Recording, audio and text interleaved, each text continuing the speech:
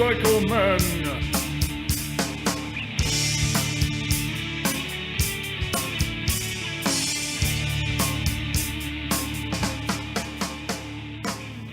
Time now for Rider Rides with your host, Ted Kettler.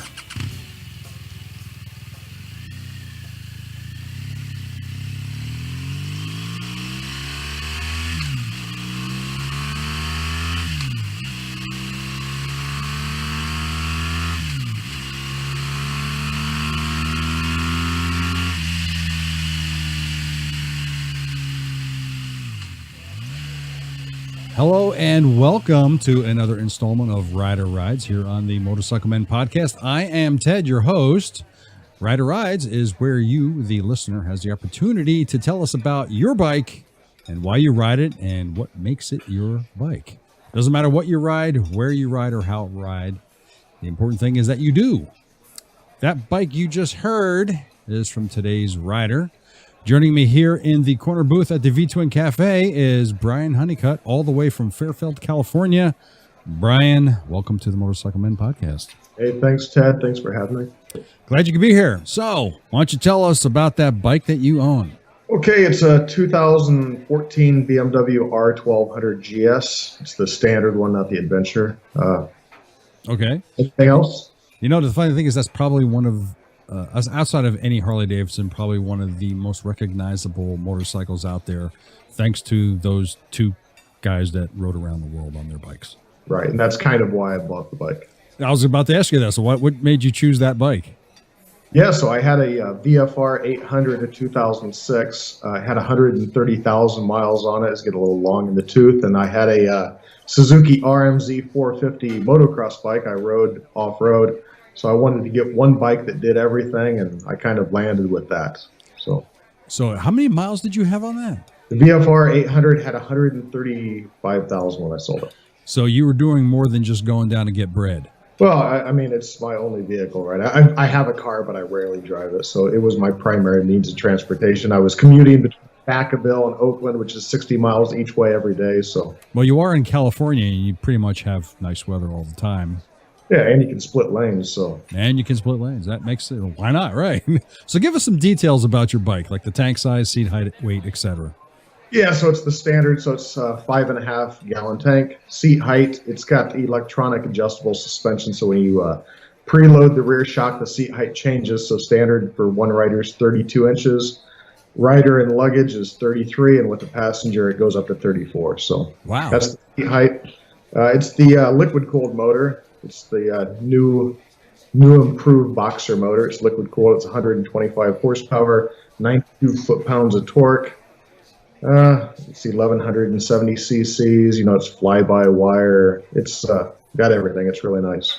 You just boggled me there. How much torque did that have? 92. Nice. That's pretty good. That's impressive. Yeah, so it's got a real broad power band, so it doesn't have a lot of high end. So at around 8,000, it really kind of quits really making a lot of power. It makes 125 right there, but it takes it all the way to 10.5. So you tend to short shift the motorcycle. I take it to the track sometimes. So on the track, you tend to short shift quite a bit. I can imagine. So you bought this bike brand new? No, it was 2 years old. A guy up in Reno, Nevada had bought it primarily as an off-road bike. He put 3,000 miles on it. And how many miles does it have on it now? 54,000. 54,000. Yeah, and I've had it for about 2.5 years. So you did a little bit of riding, you're saying? So yeah, I've done some iron butt rides, and I've done, down to San Diego, done a trip through Death Valley, through all the canyons, all the off-road stuff. So I've done a lot of off-road stuff, and primarily now I work with a track coach guy, so it does a lot of track time. The bike does now. So you have taken this bike off-road? Oh, a lot. I've done the Sheet Iron 300, which is a 300-mile ride, kind of a race-type deal up here in Northern California. Yeah, I've done a lot of off-roading with it. So even though this is not the Adventure model, what is actually the difference between the standard that you have and the Adventure? Primarily gas tank size. So the Adventure has an 8.8 gallon tank. So that's the only difference. That's the only difference. And the knobby tires, of course. Well, I mean, I have a set of spoked wheels with TKC 80 knobby tires that I use off-road. And then I've got cast aluminum wheels for on the road, and I've actually switched to a 17-inch front wheel, so it has better turn in when I'm on the track. Does that make it handle a little differently on the dirt? Yeah, it handles differently on dirt. Of course, those TKC, those big knobby tires, they don't handle so good on road, but they handle good off road. So it's kind of a compromise. Well, it seems like you're talking about the riding that you have done. What is the longest ride you've done? One trip. A couple years ago, I did a saddle sore 1000. So. Oh, okay. And I'm getting ready to do a butt burner gold to 1,500 miles in 24 hours in 2 weeks. Whoa. Wow. How did the bike perform on that? Yeah, perfect. I mean, I ran into a hailstorm and ran into a bunch of rain, and the roads were flooded out in Nevada. So that's what cut my 1,500 miles down. But I did 1,120 miles, and I went back across the Highway 50, the loneliest road in America. Yeah. So, yeah. How long did it take you to do that?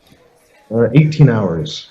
Ooh. Yeah, I'm a little tired, right? Yeah, wet and exhausted. So now I've got an arrow stitch suit and probably won't have the rain problems. I'll plan it a little bit better and pick a dry day. All right. Have you made any modifications to the bike? Yeah, so I put a 17-inch front wheel for the street, so the bike turns in quicker. And then the tire selection's a lot better. The standard's a 19-inch, so the only really good tire you can get is the one for the V-Rod that Dunlop makes. So 19-inch front wheel, limited tire selection, so I put a 17-inch front wheel on it. Other than that, I mean, hand guards for off-road. They come with these plastic hand guards, and I put aluminum bark busters on it. Mm-hmm. Other than that, it's got a tank bag. I got a Corbin seat, so it's got a Corbin heated seat. Oh, heated seat. Yeah, of course. If you're buying a $600 seat, it might as well be heated, right? Now, I did see it by one of your photographs. You did add bags to that. Yeah, it's got the standard Vario bags, they call them. They're Vario. You can make them bigger and smaller. They're plastic. They come off really quick, really easy. So, all right, what do you like most about the bike? Well, the most I like about it, it does everything. It does everything well. It handles surprisingly well with that low boxer motor. Take it to the track, you can get it leaned over on the engine guards and drag a knee, and people are impressed. But it's really easy to ride because it does have such a low center of gravity. Well, speaking of talking about the type of riding that you do, you mentioned that you did some off-road riding and you do street, of course, and you're obviously doing some track stuff. How does that perform on the track? Yeah, it performs remarkably well.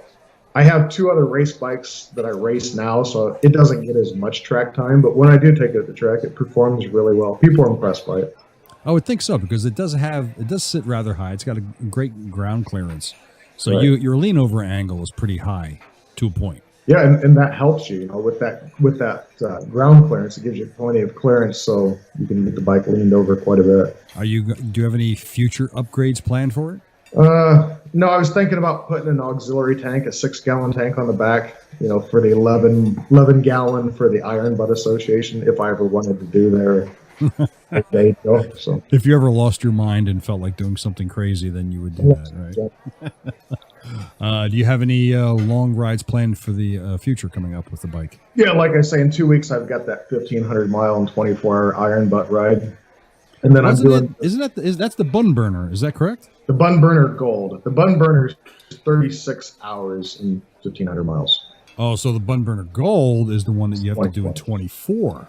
Correct. Wow. And that's one of their extreme rides, as they call it. Yeah, I would think. Yeah, you're not going to be breaking any speed limits with that, right? Well, I'll be in Nevada, so the speed limit's 80 already. So. Oh, there you go. You're going to make up for that. So which color did you get? It's the white one.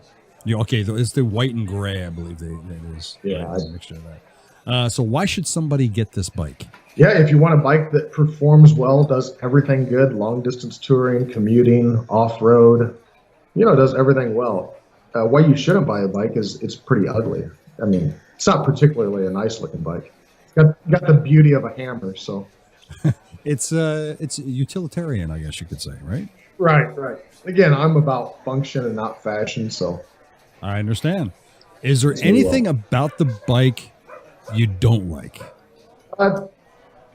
It seems like it can have a little bit more gearing for highway speeds because it's around 5,000 RPMs at 80 miles an hour. But other than that, no, I can't think of anything. I mean, again, it's not the most attractive looking bike. So you have done a Saddle Store 1000, which I usually ask my guests, and you also have done, you're going to do the bun burner. So that kind of kills that. One last question. Do you have a biker nickname? No, I don't have it. You don't want one? Nah, I don't care. I'm sure a lot of people already have nicknames for me. So. Okay. Well, listen, Brian, I want to thank you very much for joining me here on Rider Rides on the Motorcycle Men podcast. Ride safe out there and enjoy yourself. Alrighty. Thank you, Ted. Thank you. One more thing, kids, please visit Cycle Gear for all of your motorcycle and motorcycle clothing needs. With 136 stores nationwide, you're bound to find one near you, and they will definitely get you whatever it is that you might need. And if you go to the Edison, New Jersey store, be sure and tell them that the Motorcycle Men sent you, and they'll take care of you. Go over there and see Chainsaw Ginny or Sean. And Tobacco Motorwear. For the best in stylish and comfortable riding jeans, go to Tobacco Motorwear and get yourself a pair of Kevlar-lined riding jeans. These are fantastic. This is what I wear. This is great stuff. And while you're there, get yourself a Kevlar-lined California riding shirt as well. Great-looking clothing, and they offer the protection you need while you're on your bike going for that long ride. And when you order, make sure you tell them that the Motorcycle Men sent you. And make sure that you use the coupon code MOTORCYCLEMEN when you're ordering. The Motorcycle Men still need riders to help them out on the Motorcycle Podcasters Challenge, which is coming up later this month. You can go to the Motorcycle Podcasters Challenge website to sign up and help us win this thing this year. That's it from Rider Rides. I am Ted. This is Motorcycle Men Podcast. Thanks for listening, kids. Ride safe. If you'd like to be featured with your bike on Rider Rides, here's what you do. Go to the Motorcycle Men website at www.motorcyclemen.us. Go to the episodes page and fill out the form and submit.